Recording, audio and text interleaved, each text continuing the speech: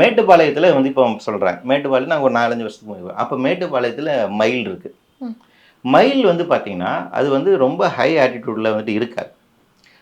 அது மாதிரி டெம்பரேச்சர் வந்துட்டு ரொம்ப அதிகமாக இருக்கக்கூடிய ஒரு இடத்துல தான் இருக்கும். சில குன்றுகளில் தான் வந்துட்டு இருக்கும். நீங்கள் அந்த இடத்துல இருக்குது அப்படின்னா அங்கே டெம்பரேச்சர் இன்க்ரீஸ் ஆகிருக்குன்னு அர்த்தம். இதெல்லாம் சில இண்டிகேட்டர்ஸ். அப்போ ஒவ்வொரு இடங்களும் நமக்கு ஒவ்வொரு விதமாக தான் வந்துட்டு இருக்கும். இப்போ வந்துட்டு வெயிலே இல்லாத இடம்னு எதுவுமே இருக்க போகிறது கிடையாது. எல்லா இடத்துலையும் வெயில் அதிகமாக தான் இருக்கும். அந்த இயற்கை அமைப்பு முறை எந்த அளவுக்கு அது பேலன்ஸாக இருக்குங்கிறத பொறுத்து தான். அங்கே இருக்கக்கூடிய உங்களுக்கு காடுகள் வந்து அதிகமாக இருந்துச்சு, வெப்பத்தை தணிக்கக்கூடிய நீர்நிலைகள் இருக்குது, அங்கே இருக்கக்கூடிய க்ரீன் ஸ்பேஸ் இருக்குது, ஒரு ஓப்பன் ஏரியா இருக்குது அப்படின்னா அந்த அந்த அது நீங்கள் அதில் வந்து அது ரெசிலெண்ட்டோட அங்கே இருந்துக்கலாம். அதை தாங்கி நின்று வாழ்வதற்கான ஒரு வாய்ப்பு அப்படிங்கிறது அங்கே இருக்கும். அதுதான் வந்து நம்ம வந்து முடிவு பண்ணணும். அப்போ இந்த பிராந்தியம் அப்படிங்கிறதெல்லாம் நமக்கு வந்துட்டு இல்லை. ஆனால் இந்த வர்னபிலிட்டியை மேப் பண்ணுறாங்க. மேப் பண்ணிக்கங்க எந்தெந்த டிஸ்ட்ரிக்ஸ் வேணும். நான் சொன்னேன் இல்லை, கிளைமேட் ஸ்டுடியோ வந்து ஒவ்வொரு டிஸ்ட்ரிக்ட்டுமே வந்து பண்ணுறாங்க. மோஸ்ட் வர்னபிள் டிஸ்ட்ரிக்டாக மயிலாடுதுறையை வந்து சொல்கிறாங்க.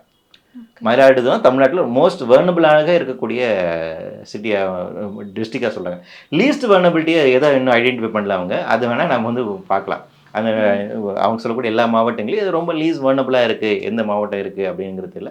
மேபி அந்த கிளைமேட் ஸ்டுடியோ, ஆனால் கிளைமேட் ஸ்டுடியோ சில க்ரைட்டீரியாஸ் வந்து சொல்கிறாங்க. இன்னும் நிறைய க்ரைட்டீரியாஸாக வந்து பார்க்கணும்.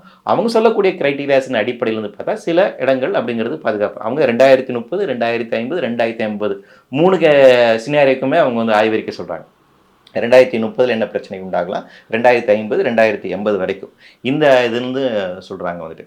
ஸோ இப்போதைக்கு இருக்கக்கூடிய இந்த வர்னபிலிட்டி அசஸ்மெண்ட்டுங்கிறது இதுதான் இருக்குது. இதுவே ஆனால் போதுமானது. இன்னும் நம்ம நிறைய ஸ்டடி பண்ண வேண்டியது இருக்குது.